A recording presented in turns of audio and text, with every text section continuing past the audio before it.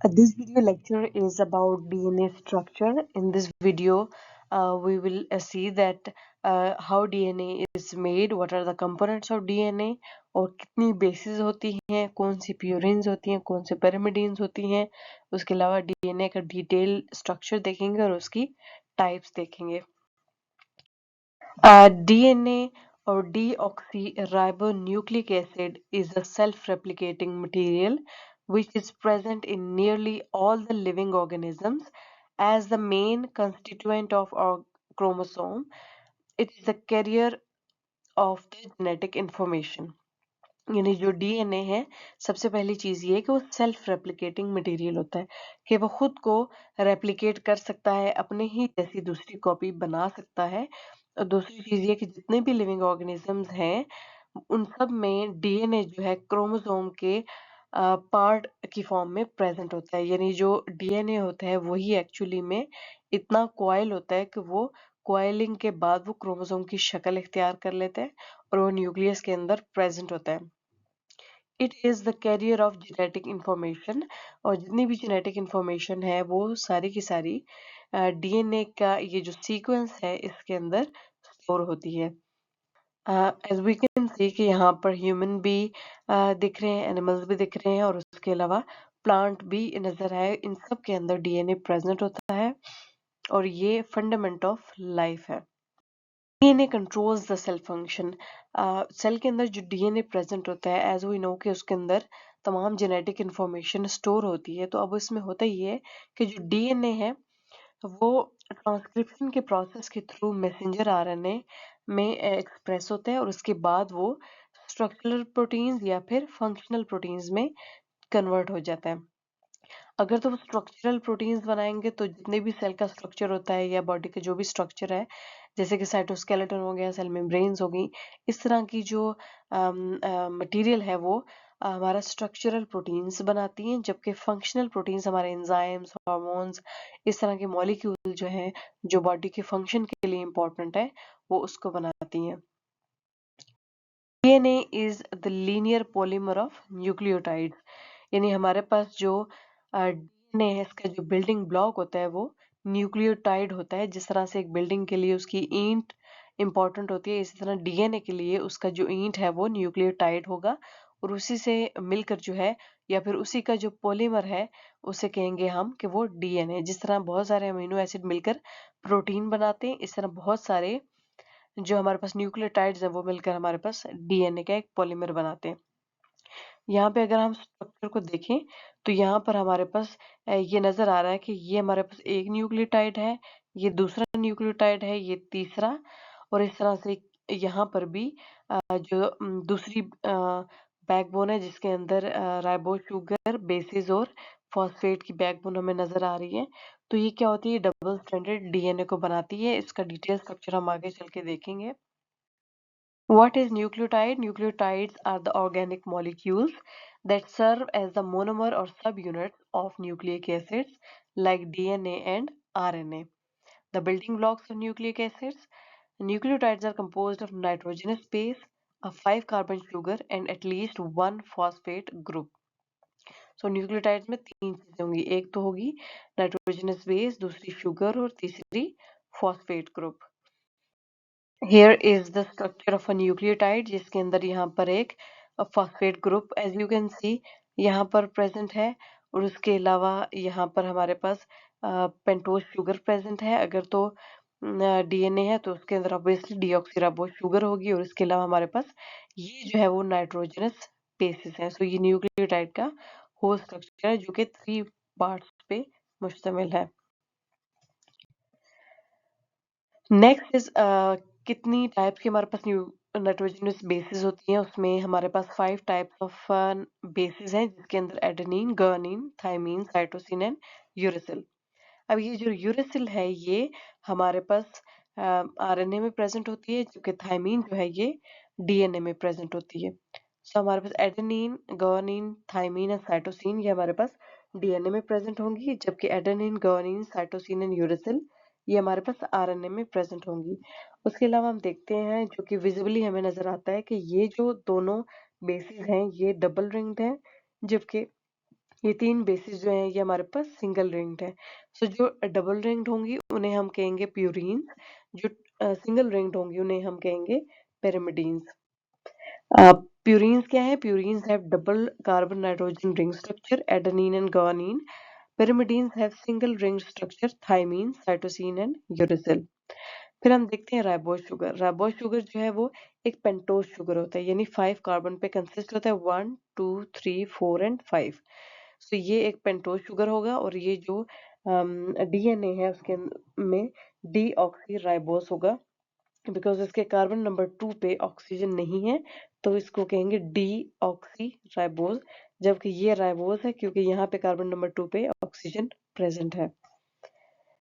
यहाँ पर डीएनए का एक स्ट्रक्चर है जिसमें दो स्ट्रैंड्स हैं, एक स्ट्रैंड ये है और दूसरा स्ट्रैंड ये है। इसके अंदर जो शुगर, फॉस्फेट और बेस हैं, ये तीन चीजें जो कि हमारे पास मिलकर एक न्यूक्लियोटाइड बनाती हैं। तो ये तीनों जो कंपोनेंट्स है ये हमारे बार बार जब मिलेंगे तो उसके बाद क्या होगा कि वो पॉलीमर बनाएंगे। इसी तरह दूसरा स्ट्रैंड हमें नजर आ रहा है यहाँ पर भी, जो तीनों कंपोनेंट्स हैं ये मिलकर क्या बनाएंगे? Polymer of DNA molecule. This is a structure of a DNA molecule. और इसको हम अब डिटेल में देखते हैं। यहाँ पर हर चीज यहाँ पे विजिबल है, जिसमें यहाँ पे एक स्ट्रैंड है डीएनए के, यहाँ पर दूसरा स्ट्रैंड है डीएनए का, और यहाँ पर हमारे पास बीच में बेसिस भी नजर आ रही हैं। हम देखते हैं कि ये फॉस्फेट बैकबोन जो है ये परपेंडिकुलर टू बेसिस प्रेजेंट है। सो अब हम सबसे पहले फॉस्फेट बैकबोन को देखते हैं कि इसमें हमें नजर आ रहा है कि जो न्यूक्लियोटाइड का एक कंपोनेंट है फॉस्फेट, ये हमें नजर आ रहा है PO4 की फॉर्म में। उसके अलावा हमें फिर नजर आ रहा है राइबोज शुगर या deoxy ribose sugar in the DNA. वो चीज नजर आ रही है, दैट इज पेंटोज। तो पेंटोज का मतलब है कि कार्बन नंबर 1 2 3 4 और 5 प्रेजेंट होंगे। ये कार्बन नंबर 3 है और जो कार्बन नंबर 5 है ये दोनों हमारे पास जो है वो बॉन्डिंग में इन्वॉल्व होंगे, और वो बॉन्डिंग जो है वो फॉस्फेट ग्रुप के साथ होगी। तो as we can see carbon number 5 जो है यहाँ पे फॉस्फेट के साथ बॉन्डिंग में इन्वॉल्व है, जबकि यहाँ राइबोज शुगर का जो कार्बन नंबर 3 है यहाँ पे इस साइड से फॉस्फेट के साथ बॉन्डिंग में इन्वॉल्व है। इसी तरह कार्बन नंबर 5 और 3 जो है फॉस्फेट के साथ बॉन्डिंग करके एक फॉस्फेट की बैकबोन बनाएंगे। उसके अलावा हम देखते हैं कि हमारे पास जो बेसिस हैं वो कार्बन नंबर 1 के साथ अटैच हैं और यहाँ पर बॉन्ड बनाएंगी। तो अब ये बेसिस जो हैं वो पिरिमिडीन भी हैं बीच में, और ये पिरिमिडीन है, ये प्यूरीन्स हैं बेसिस, ये डबल रिंग सिंगल रिंग, ये स्टैंड पे प्यूरीन्स भी हैं पिरिमिडीन भी हैं। अब अगर हम दूसरी साइड देखें तो दूसरी साइड पे भी सेम यही चीज है, राइबोज शुगर जो कि प्रेजेंट है, और उसके बाद फॉस्फेट ग्रुप जो है ये यहाँ पर ऑपोजिट साइड पे प्रेजेंट है। तो हम देखते हैं कि ये जो राइबोज शुगर है ये ऑपोजिट या फिर उल्टा क्यों प्रेजेंट है यहाँ पर। उसकी रीजन ये है कि हमारे पास ये जो राइबोज शुगर है इसका जो कार्बन नंबर 1 है ये वाला, इसको बॉन्डिंग में इन्वॉल्व होना पड़ता है। तो जब वो दूसरी साइड पे कार्बन नंबर 1 आता है तो ऑब्वियसली वो इस अगर इस डायरेक्शन में होगा तो वो ये बॉन्डिंग नहीं कर सकेगा। फिर बॉन्डिंग करने के लिए उसको ऐसे बॉन्डिंग हो करनी पड़ेगी जो कि पॉसिबल नहीं है। उसके लिए जो राइबोज शुगर है उसको अपनी डायरेक्शन को यानी उल्टा होना पड़ेगा। जब ये उल्टा होगा तो फिर ये क्या होगा कि ऑपोजिट डायरेक्शन में ये कार्बन नंबर 1 जो है फिर ये क्या करेगा, इसके साथ बॉन्डिंग बना सकेगा। सो हम ये देखते हैं ये क्या करेगा, पहले ऑपोजिट होगा, फ्लिप करेगा और उसके बाद जो है वो इसके साथ बॉन्डिंग में इन्वॉल्व हो जाएगा। इसी तरह से ये राइबोज शुगर भी कार्बन नंबर 1 के थ्रू यहाँ पर बॉन्डिंग में इन्वॉल्व होगा। सो इस तरह से ये कार्बन नंबर 3 और यहाँ पे कार्बन नंबर 1 इन्वॉल्व है, जबकि फॉस्फेट ग्रुप के साथ कार्बन नंबर 3 और जो कार्बन नंबर हमारे पास 5 है ये इन्वॉल्व है। तो इस तरह से क्या होगा, ये बॉन्डिंग होगी जो कि कोवैलेंट बॉन्डिंग होगी। तो ये चीज हमने देख ली। अब हम देखते हैं कि ये जो बॉन्डिंग है ये कौन सी है, हमारे पास हाइड्रोजन बॉन्डिंग होगी। जो ए और टी के दरमियान 2 बॉन्ड्स हैं, जबकि जी और सी के दरमियान 3 बॉन्ड्स हैं, जो कि बहुत स्ट्रॉन्ग बॉन्ड होते हैं और इसे जो है ब्रेक करने के लिए बहुत हाई टेम्परेचर रिक्वायर्ड होता है। तो जब हाई टेम्परेचर देते हैं तो दरमियान से बॉन्ड ब्रेक हो जाते हैं और जो 2 स्ट्रैंड्स हैं ये सेपरेट हो जाते हैं।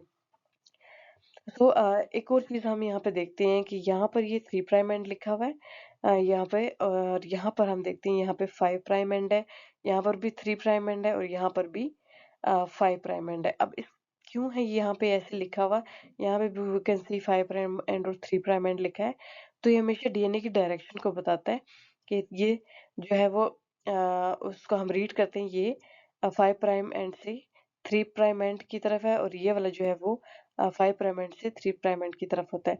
अभी इसलिए होता है कि यानी एंड पे कौन सा कार्बन फ्री है। अब यहाँ पर हम देखते हैं कार्बन नंबर 3 फ्री है और यहाँ पर जो कार्बन नंबर 5 जो है वो एंगेज है बॉन्डिंग में। सो जो इस फ्री साइड की वजह से इसे 3 प्राइम साइड करते हैं, जबकि यहाँ पर हमारे पास कार्बन नंबर जो 5 है वो वाली साइड जो है फ्री है बॉन्डिंग से।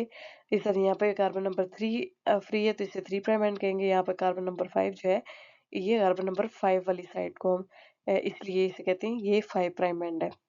तो ये हमने डिटेल स्ट्रक्चर देख लिया डीएनए का। हम फर्दर मूव करते हैं और फर्दर जो चीजें हैं उसको देखते हैं। Watson and Crick model of DNA structure ये कहता है कि DNA consist of 2 poly deoxyribonucleotide chains twisted around one another in a right-handed double helix similar to a spiral staircase। तो वो ये मॉडल कहता है कि जो डीएनए है वो 2 चेन्स पे कंसिस्ट होगा जो कि बनी होंगी पोली डीऑक्सी राइबो न्यूक्लियोटाइड चेन से, जो कि इस तरह से ट्विस्टेड अराउंड ईच अदर, जिस तरह से एक स्पाइरल स्टेयर केस होता है, यानी कुछ सीढ़ियां होती हैं जो किसी भी बिल्डिंग में प्रेजेंट होती हैं स्पाइरल शेप की, उसी की तरह का होता है। और एज यू कैन सी कि यहाँ पर जो है ये इसका जिस तरह से सीढ़ियों की हैंड रेल होती है उस तरह से ये बना, और ये जिस तरह से सीढ़ियों के स्टेप्स होते हैं ये उस तरह से जो नाइट्रोजनस बेसिस हैं आपस में इन्होंने बॉन्डिंग बनाई हो, तो जस्ट लाइक ये ऐसे फील होता है कि ये स्टेयर्स हैं। The sugar and phosphate groups comprise the handrail, यानी कि जो हैंड रेल है हमारे पास ये शुगर एंड फॉस्फेट बैकबोन का बना होता है, जबकि inside represent the steps of the staircase. जो बेसिस हैं जो कि जटिंग इनसाइड प्रेजेंट होती हैं वो स्टेप्स की फॉर्म में नजर आती हैं। The bases are located perpendicular to the helix.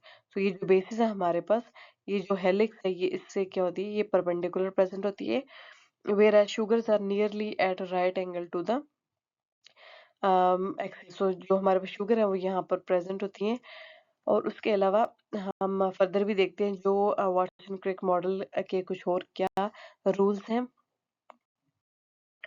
The base pairing rule ये क्या कहता है कि जो डीएनए के 2 स्ट्रैंड्स हैं they should like always complementary to each other. जिस तरह से डीएनए के एक स्ट्रैंड है ये और ये दूसरा स्ट्रैंड है, ये दोनों आपस में कॉम्प्लीमेंट्री इस तरह होते हैं कि जो ए होगा हमारे पास वो हमेशा जो है वो टी के साथ बॉन्डिंग करेगा, और जो हमारे पास जी है वो हमारे पास हमेशा जो सामने सी होगा उससे बॉन्डिंग करेगा। और अगर इस स्ट्रैंड में सी प्रेजेंट होगा तो हमेशा यहाँ पे जी होना चाहिए, और उसके बाद अगर यहाँ पे इस स्ट्रैंड में टी होगा तो यहाँ पे हमेशा ए प्रेजेंट होना चाहिए। तो ये इसे कहते हैं कॉम्प्लीमेंट्री बेस पेयरिंग रूल, कि जो बेस सामने होगी उसी के अकॉर्डिंगली सामने वाली बेस भी होनी चाहिए। So the adenine of one strand will pair with the thymine of the opposite strand. Guanine will pair with the cytosine.